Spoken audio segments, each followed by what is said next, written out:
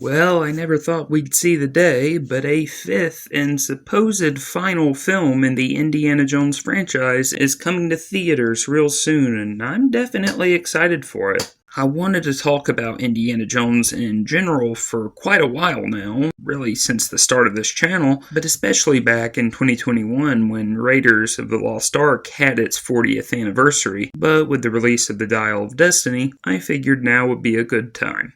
The Indiana Jones movies, particularly the first three, need no introduction. They're not only some of the best action-adventure movies ever made, but just some of the greatest movies ever made. Now, Indiana Jones as a franchise is extremely near and dear to me as well. I went through an Indiana Jones obsession, or phase you could call it, when I was very young. What started this is that I was looking through my grandparents' VHS collection and found a copy of Indiana Jones and the Last Crusade. I can't remember if I watched this one first or waited until Raiders and Temple of Doom after being told they were the ones that came before. And the poster for this and others alone are eye-catching and give a sense of excitement and adventure that's in the films themselves. Shortly after being introduced to the franchise itself, my dad gave me his VHS tapes of the original Indy trilogy when it was still a trilogy. I specifically remember watching Temple of Doom and Raiders the most, with Temple of Doom being my younger self's favorite.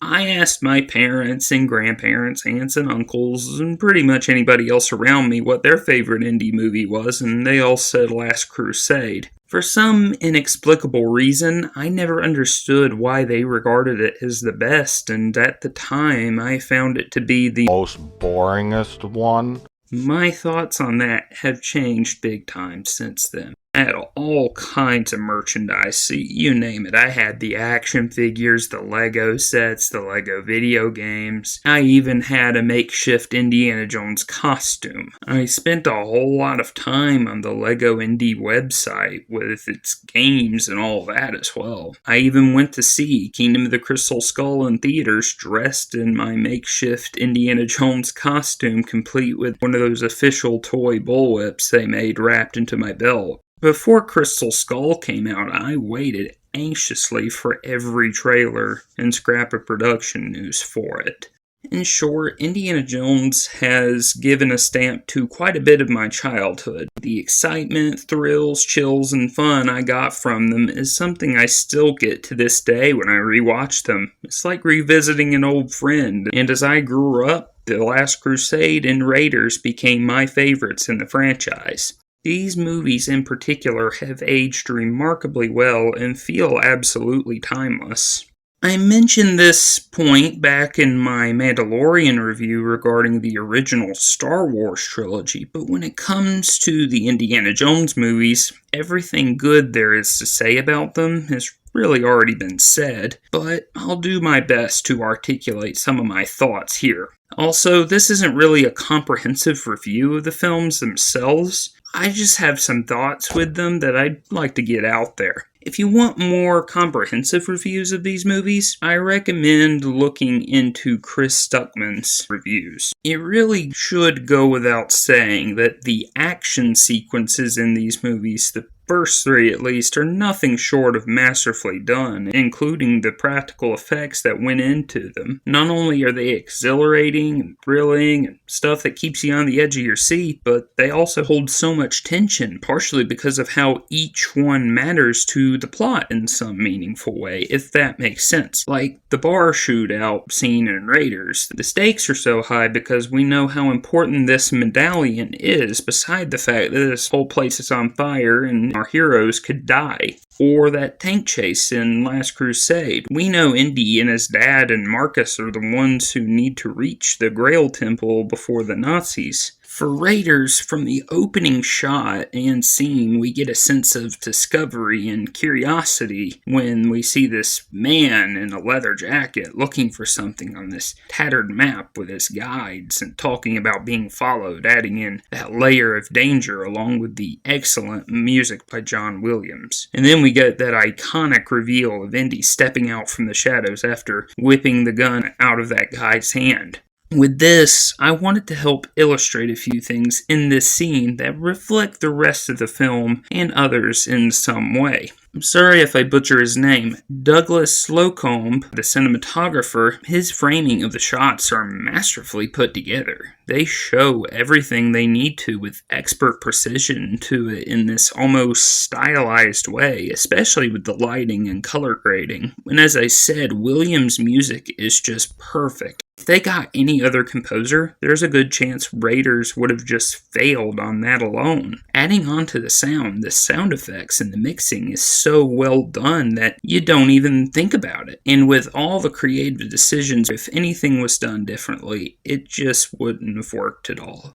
Going on into the characters, Harrison Ford perfectly and masterfully embodies the role of Indiana Jones. Others were considered for the role of Indy before Ford was ultimately chosen, most notably Tom Selleck, and again, it just would not have worked. Ford's performance gave the character that blend of charisma, wit, and a lot of likabilities in general, with even some humanizing. Yes, he's someone who goes on all these larger-than-life adventures and gets into all these wild scrapes and encounters with villains, but behind that, there are things in there that make him relatable, from him having his passions and things he overcomes, like his doubts and his issues with family. The characters in general are really well done overall. Karen Allen as Marion Ravenwood is just awesome, with the dialogue and banter between her and Indy. Exposition in a movie can be anywhere from boring to painful if not done correctly, but they really nailed how to present it here, like where Marion lets out all her frustration toward Indy when he comes into the bar, which gives us the history between the two in a captivating manner.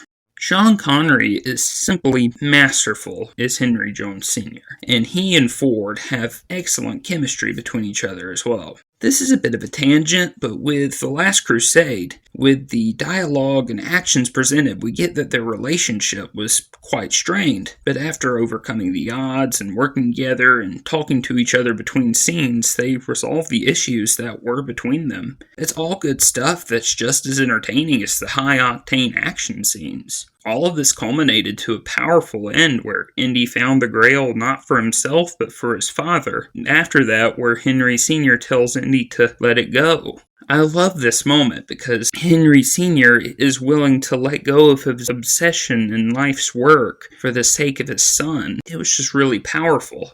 Denholm Elliott as Marcus Brody was great too with his scenes in Raiders, but he shines in Last Crusade. And who could forget Sallah? John Rhys Davies, he was just awesome. Shoot, I even like Short Round and Mutt Williams. The villains are all great too. Belloc, Major Tote, Mola Ram, Walter Donovan, and Elsha Schneider. They're all well presented in their own ways and feel like real threats rather than pushovers. They even managed to do this with the boulder. Again, the cinematography really helped with this. The different locations shown in these movies perfectly help give them a large-scale feel. In Raiders, you got that jungle and that temple at the beginning, and Cairo, the Well of the Souls, and that place where they open the Ark of the Covenant. Temple of Doom, there's Pankot Palace, the titular Temple of Doom, and that bridge over the river filled with crocodiles. Last Crusade, you got that place in Utah at the beginning, the library and tomb in Venice, the Nazi castle, and the inside of the Temple of the Grail.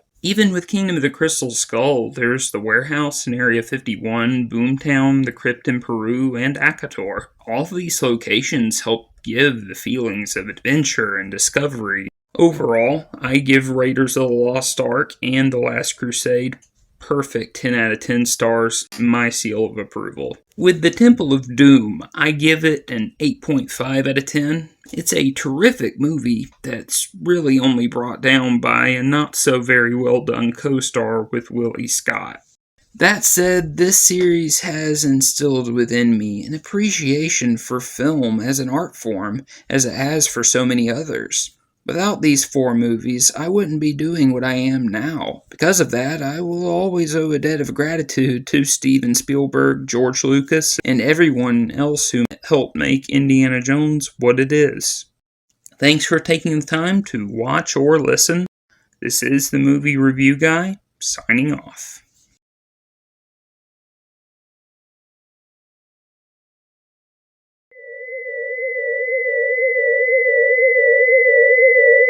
Hey, movie review guy, You forgot to talk more about my favorite. That can't be good.